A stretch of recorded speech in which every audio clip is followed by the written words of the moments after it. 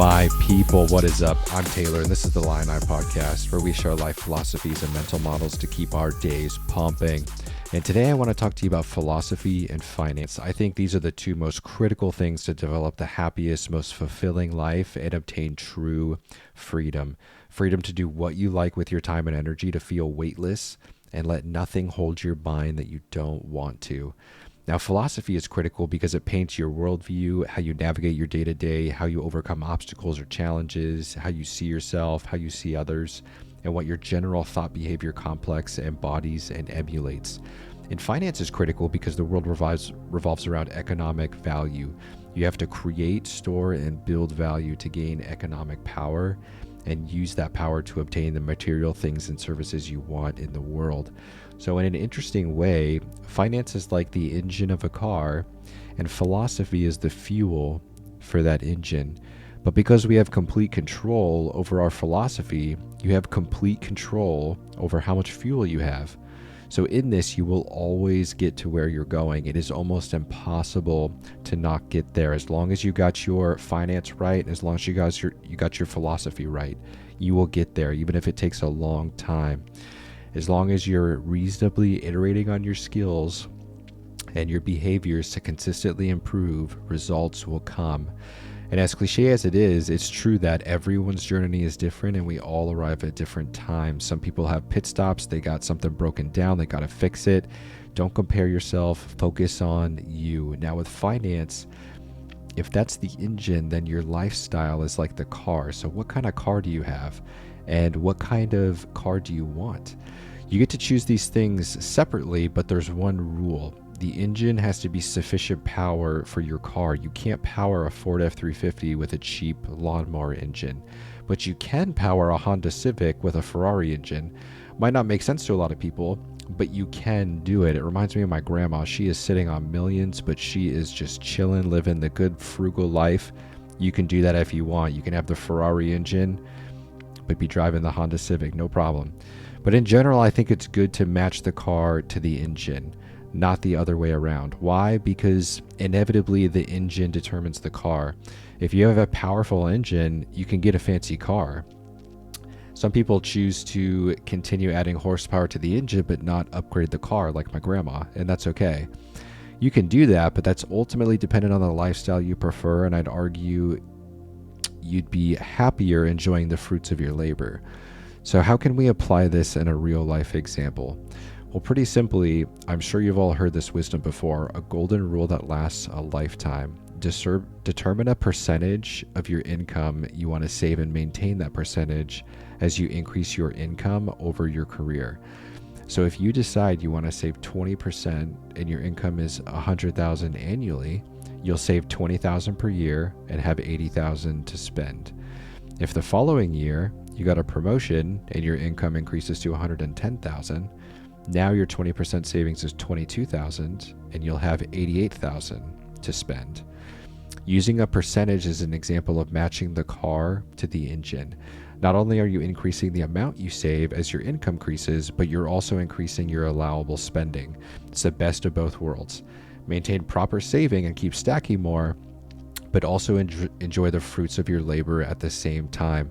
Now, I know a lot of finance people and my grandma will say, don't upgrade your lifestyle as you make more income, because then you can save more and accumulate wealth faster. I hear you people. I totally get it. I used to be like that.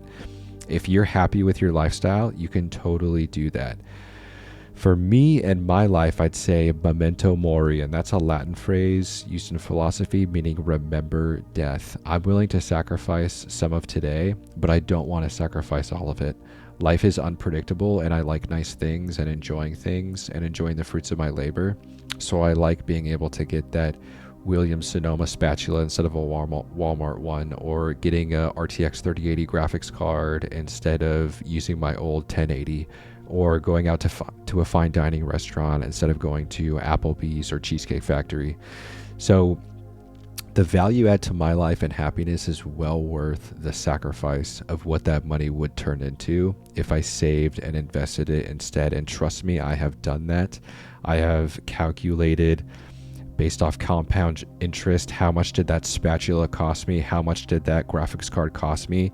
To me, Focus on the percentage savings and forget the rest. You can calculate that, but what are you going to do with that money later in life? What are you going to do with it? Do you need it? If you don't need it, or if there's things that would really make your life happy now, go get those things. So you have to decide what you want for you and your life. Just to give a rough percentage, for me, I save about 25%, and that works for me, but you got to figure out what works for you. So let's move on to philosophy. Going back to the car analogy, philosophy is the fuel for our car and engine. To me, our self-philosophy is the mental models, thought processes, and beliefs we embody that drive the behaviors, feelings, and ultimate outcomes of our life choices and experiences. How are you planning your days to keep increasing the horsepower of your engine? When you have challenges that arise, when your car breaks down, how are you handling that? What are the underlying beliefs about yourself and the world that govern your reactions and feelings to your experiences? Our minds are the most powerful part of our existence. I want us to pause for a second. I want you to go to a mirror. This is going to be strange, but you'll get huge impact from it.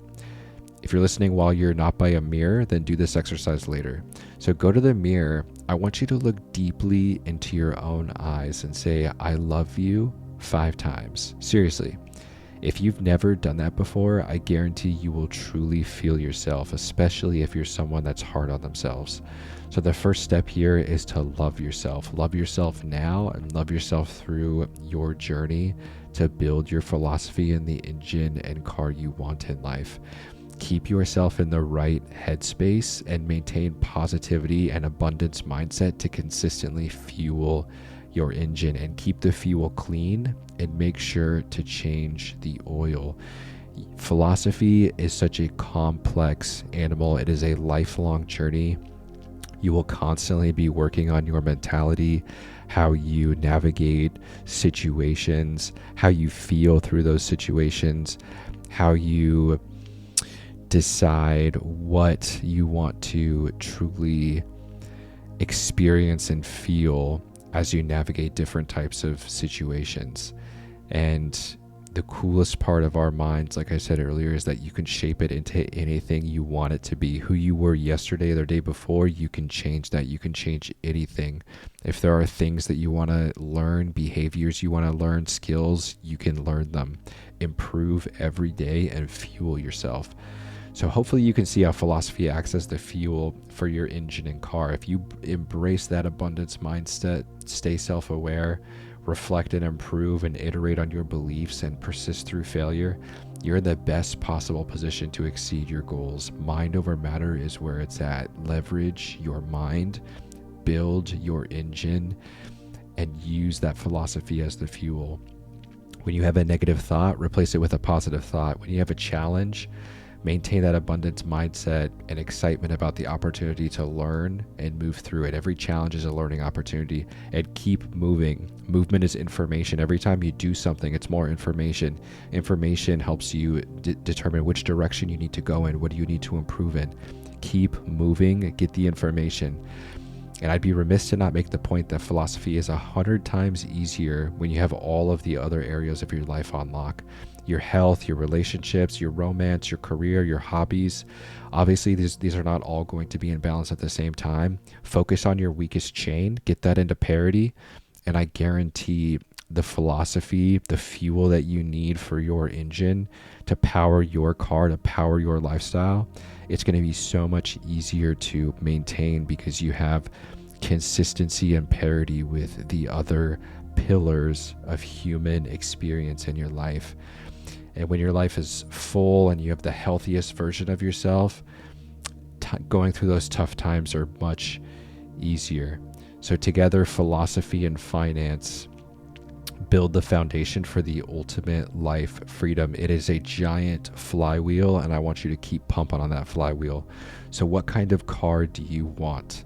What are you working on today to build your philosophy, build your mindset, and build your engine? What is your next step toward freedom? I want to hear about it. Put it in the comments below. Let's go get after it. I'll see you next time.